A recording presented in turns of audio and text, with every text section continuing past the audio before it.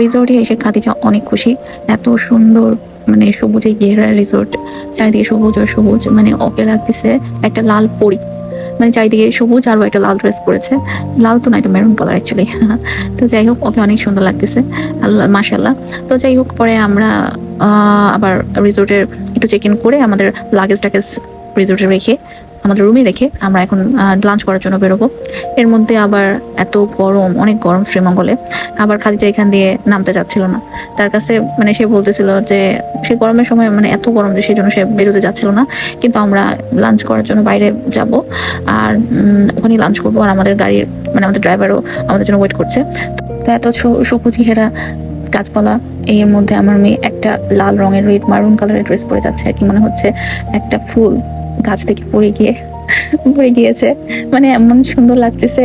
তো ওই পাশেই একটা মানে আরেকটা লাল ফুল পেয়েছিলাম, ওটা আমি আবার মেয়েকে দেখে আমার মেয়েকে গিফট করলাম। তো ফুল গিফট করলাম আর কি।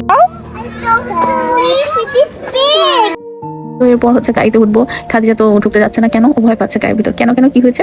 পিঁপড়া দেখেছে, মানে চিন্তা করেন আমার মেয়ে পিঁপড়া দেখে ভয় পায়। ওর কাছে মনে হয় পিঁপড়া হচ্ছে কামড় দিবে। একবার মানে একটা লাল পিঁপড়াকে কামড় দিয়েছিল, থেকে এরপর থেকে পিঁপড়া ভয় পায়।